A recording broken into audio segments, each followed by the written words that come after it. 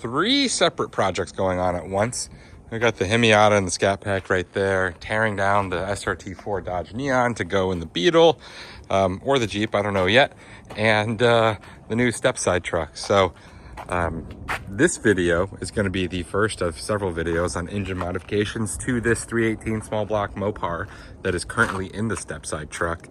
And I say currently because part of this video is going to be me asking you guys, what do you think I should do with the 318 and the Scat Pack? I can buy another Scat Pack for the Miata, so I'm not super worried about it, but I'm torn. If you follow my shorts, you can probably see in the shorts where I go back and forth whether or not I'm going to put the automatic Scat Pack in this 318 in the Jeep, turn the Jeep into a hot rod, or leave the 318 in the truck and build it in the truck, because it is a great running 318, supposedly rebuilt, but it is the numbers matching engine. There's a 727 behind it and a divorced 205 transfer case passenger drop, so it's leaking a little bit, like everything old, but it's got good bones. It's got really good truck bones, I should say. So this 318 can really do the job. So could a Scat Pack, but I digress. This truck also has Dana 44 drum axles, front and rear drums, so not quite the most sporty, tailored package for high horsepower. But regardless, there will be a high horsepower power plant in this car at some point. The start of that high horsepower power plant will be a tunnel ram. It'll have twin tunnel ram to start, Sniper EFI up to 600 horsepower, and then twin T4 turbochargers attached to that. I'm probably gonna cut it off around 4 to 6 pounds of boost until I rebuild the engine with forged internals and build it for boost. So no matter what, this 318 will be 400 plus horsepower with capabilities to go to 600, which is the goal. Where it lives is going to be up in the question and up for debate, but I digress. Again, the point of this video is to start getting pieces together and start piecing things together in the 318. So I'm usually 2 weeks ahead, give or take, on videos. So comment fast which direction I should do, because I'm just going to end up picking one and then going for it if I don't hear anything. So that being said, this is a vintage golden age 1960s, upper 60s tunnel ram TR5 from Edelbrock. I probably overpaid for it, considering I bought it on eBay on a whim, $1,000. You know, maybe you can get them cheaper at a swap meet. You definitely can. But that being said, it's a really cool piece of Edelbrock history, and it's going to look great on the small block Mopar. Obviously, this is an LA tunnel ram, so going to look great. It's very peculiar. I think the first thing I want to do with it is take it apart, wire wheel or sandblast, clean this off, and then powder coat this either aluminum or chrome just to keep it shiny, and get ready to put it into the engine. Where it lives is going to be a later problem to solve. So let's get this thing all prepped and ready for powder coating and go from there. All right, so we have the tunnel ram on the dirty workbench where it belongs. And if we can see in here, we've got two E-Torx bolts holding it down, gasket maker and everything else on the inside. I already took those two out. So it's just a matter of busting your knuckles to get those out. Once they're out, we'll take it apart and get it cleaned. I'm not kidding. This is literally how you gotta get it out. Maybe there's better ways. Not for the experienced mechanic like myself.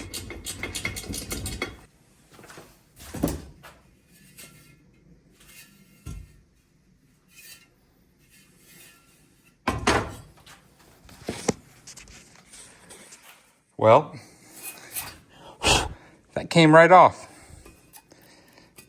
I think these are actual OEM gaskets too. I was gonna go get some Felpro, just generic gasket maker, but these are metal lined ones, so maybe we'll keep these. Probably not. We're gonna go use the Felpro, but overall, not too shabby. Let's hit this with the wire wheel. Maybe there's some asbestos on this we need to take off. It is from the 60s, so who knows? Let's see. Before I started recording, cleaning it, I was just gonna clean one side and the top just to check. This is just hitting with the wire wheel. You can see where the wire wheel kind of can't hit. I took one of the brass nipplers out and I realized, you know, this is probably 70 years old. This little pipe plug has probably been in here for the majority of its life. You can see how corroded that is from inside and the outside. This isn't gonna come off. I tried the vice grips and the hammers, tried a pipe wrench, not coming off. We are going to resort, don't hate me for this. I could use a random piece of metal, I know, but I quite literally have a drawer full of junk, Pittsburgh ratchets and just generic shit that I don't use anymore. So we're gonna turn the welder on and zap that together. Have a nice little handle. Should come off. Should, all things considered. So let's get this pipe plug out before we start cleaning it. And before you ask, I'm not wearing gloves. Don't come at me. It's not that serious, guys. Like it's really not that serious.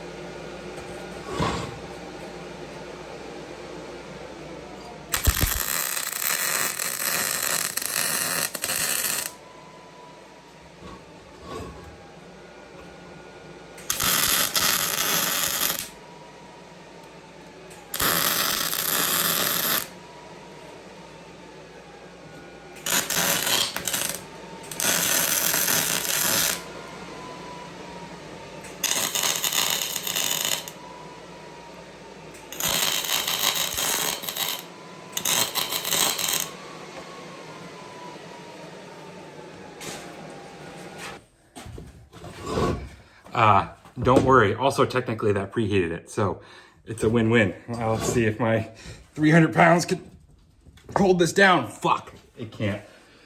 Let's get the vise set up. This is going to be even more of a pain, but she's in there.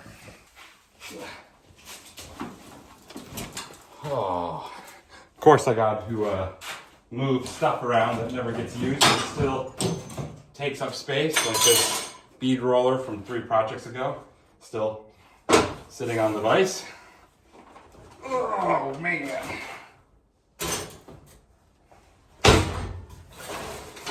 They really don't make those light.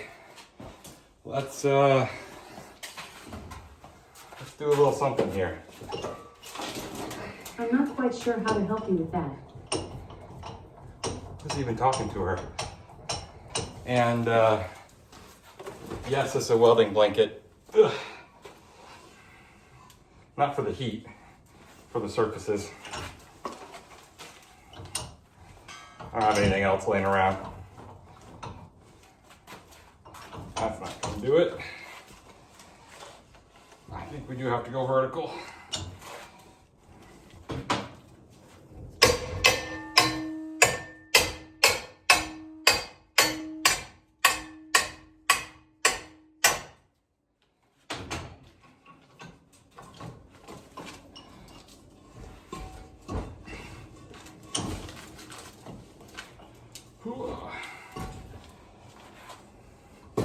Now would be a great time to ask me if I welded this in a way where the wrench can come off. Now that it's moving. And no, I didn't. So run this back twice. Maybe we'll put a straight socket on it this time, but this is what happens when you're not good with working on stuff. You make mistakes. Learning happy little mistakes. So cut that off. Weld on a socket this time. And then we'll take it off. Let me take you to it.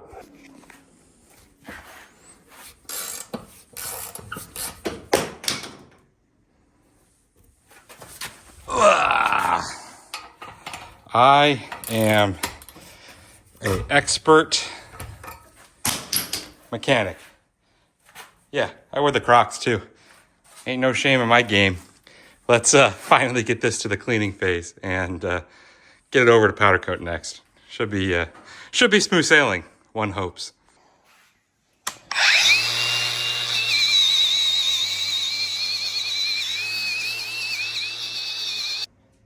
All right, so I usually don't show this step, but it's absolutely crucial. It's powder coat taping over all of the flat surfaces, machine surfaces. That way powder doesn't stick. So powder coat tape, X-Acto knife, get these prepped, and then you come over here to hang them before you spray. I'll pull this out more, but you also plug the holes if they're not taped over. So I don't really show prep for powder usually, but that's the process. So let's get this other one hung and prepare the powder and get ready to spray.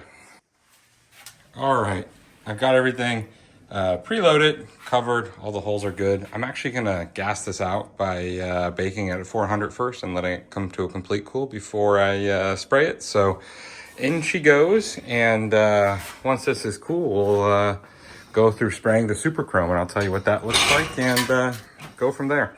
I need 2 hands, so let me just go ahead and shove this in. All right, so off gas for 60 minutes, then they let cool for 3 hours. So these are nice and ambient temperature. Inside the hopper, we have a 80%, 20% mix of super chrome and the clear. That way it's single stage. This is what I found to be the best way to throw this on cast. You know, it's gonna maintain as much of the gloss as I want it to. It might be a little less durable than doing a second coat, but at the end of the day, the durability is still going to be plenty fine for inside an engine bay. I'm going to go ahead and cut that tape a little more because the off gas kind of bent it, and we'll get ready to spray.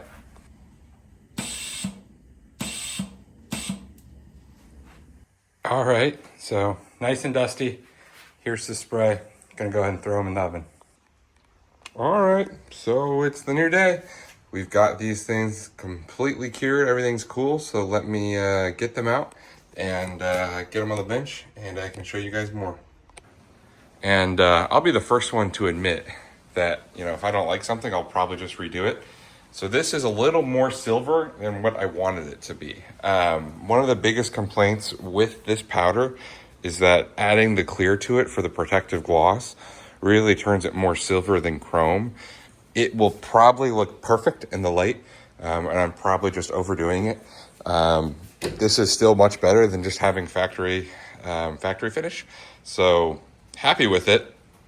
Once I get it on the truck, I will make a decision if it's going to get sandblasted and recoat it without any clear coat and just the chrome, or do something different. So here it is. Let's go ahead. I got Amazon coming with the gasket maker to make some custom gaskets for this. So let's go ahead and get that in the mail and go from there.